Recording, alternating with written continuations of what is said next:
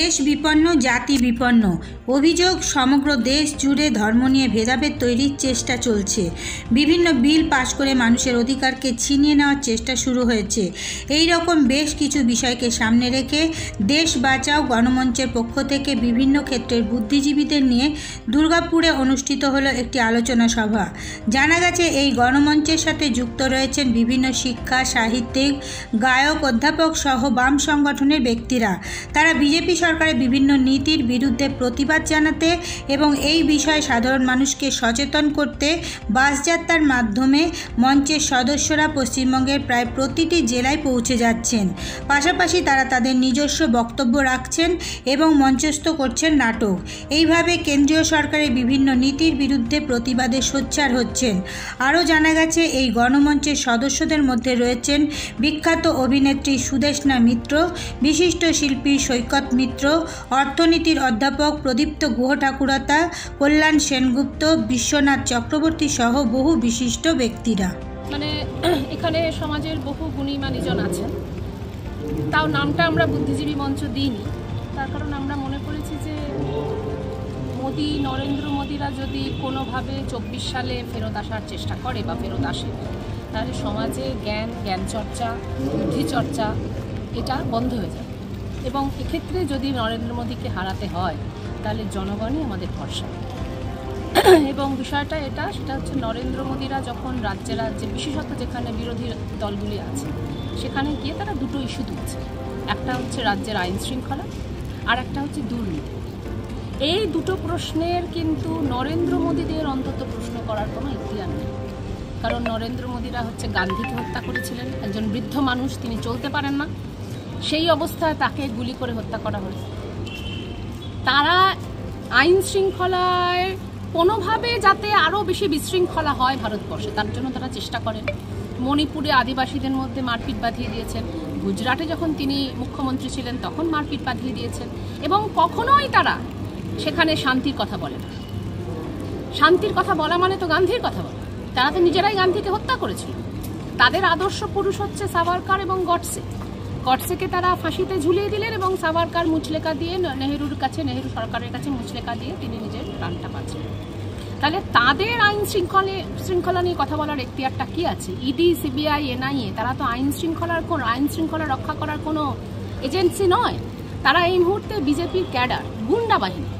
তারা রাজ্য সরকারের পুলিশের অনুমতি ছাড়া, অরবিন্দ কেজরিওয়ালকে গ্রেপ্তার করছে, হেমন্ত সোরেনকে গ্রেপ্তার করছে, সমস্ত বিরোধী দলের নেতাদের তারা গ্রেপ্তার করার চেষ্টা করছে। তার মানে কি? তাদের মাথা খারাপ হয়ে গেছে। একটা বার্তা দিতে চাইছি, সেটা হচ্ছে যে নরেন্দ্র মোদীকে 150 পার করতে দেওয়া যাবে না। নরেন্দ্র মোদীর মতো একটি সর্বশ্রেষ্ঠ চোর, ভারতবর্ষের সর্বশ্রেষ্ঠ চোর হচ্ছে নরেন্দ্র মোদী এবং অমিত শাহ। তারা লক্ষ লক্ষ টাকা কাটমানি খায়, তারা অস্ত্রের ব্যবসা করে, তারা ড্রাগের ব্যবসা করে, তারা আদালতকে পকেটে পুরে নিয়েছে, তারা ভারতবর্ষের সমস্ত সংস্থাকে পকেটে পুরে নিয়েছে। তাহলে কথাটা এটা, এত টাকা তারা পায় কোত্থেকে? ড্রাগ ব্যবসা এবং অস্ত্র ব্যবসা ছাড়া এবং কাটমানি ছাড়া। যে গ্যাসের দাম বাড়ছে, পেট্রোলের দাম বাড়ছে, কেন? ভারতবর্ষের কোষাগার ভাড়ে মা ভবানী, কোনো ভর্তুকি দেওয়া যাচ্ছে না। আচ্ছা, ভাড়ে মা ভবানী কেন? অন্তত 30 থেকে 33 লক্ষ কোটি টাকা আয়কর ওঠার কথা, তার বদলে নরেন্দ্র মোদী তুলছে মাত্র 14 লক্ষ কোটি টাকা। বাদ বাকি সে তার নিজের ঘরে তুলছে। তাহলে এরকম একটা চোরকে আমরা বসিয়ে রেখেছি, এরকম একটা জল্লাদকে বসিয়ে রেখেছি। যারা আমাদের যে মঞ্চ আছে, সেখানে বিভিন্ন ধরনের শক্তি আছে, এরাও আছে। আমি জাতীয় বাংলা সম্মেলনের সঙ্গে নই, আমি একটি বামপন্থী দলের সঙ্গে যুক্ত। আবার এখানে বহু দল আছে যারা গণতান্ত্রিক মানুষ, ব্যক্তি মানুষ, তারা কেউ ডাক্তার আছেন, কেউ আইনজীবী আছেন, আবার এই দলও আছে। আমরা সবাই একসঙ্গে এসে আমরা এই মুহূর্তে নরেন্দ্র মোদীকে হারাবার জন্য পশ্চিমবঙ্গের তৃণমূল কংগ্রেসকে সমর্থন করছি। অন্যান্য সমস্ত রাজ্যে যে শক্তি মোদীকে হারাতে পারে, আমরা তাদেরকে সমর্থন করছি। বিষয়টা হলো, আমাদের দেশ বিপন্ন, জাতি বিপন্ন। সারা দেশ জুড়ে একটা ধর্ম নিয়ে একটা সমস্যা তৈরি করার চেষ্টা চলছে, যে ও হিন্দু, ও মুসলিম, ও খ্রিস্টান, এদের মধ্যে এই ভেদাভেদ, উঁচু জাতি নিচু জাতি, যেগুলো আমাদের মধ্যে ছিল না, অন্তত ভারতবর্ষের সংস্কৃতিতে ছিল না। এবং নানা রকম বিল পাস করিয়ে মানুষের অধিকার ছিনিয়ে নেওয়ার যে চেষ্টা হচ্ছে তার বিরুদ্ধে, এবং তার সাথে সাথে নানা রকম এনআরসি থেকে শুরু করে, সিএ থেকে শুরু করে মানুষের যে ন্যূনতম অধিকার সেটা ছিনিয়ে নিচ্ছেন মোদী সরকার। এবং উনি নিজেকে বিশ্বাস করেন রাজা হিসেবে, উনি মনে করেন না উনি গণতন্ত্রের মধ্যে দিয়ে নির্বাচিত একজন প্রতিনিধি। উনি মনে করেছেন উনি নিজে একজন রাজা এবং রাজতন্ত্র কায়েম করছেন, নানা রকম ছবি তুলছেন, কখনো সমুদ্রের তলায় চলে যাচ্ছেন, কখনো গুহায় গেরুয়া জামা পরে বসে আছেন।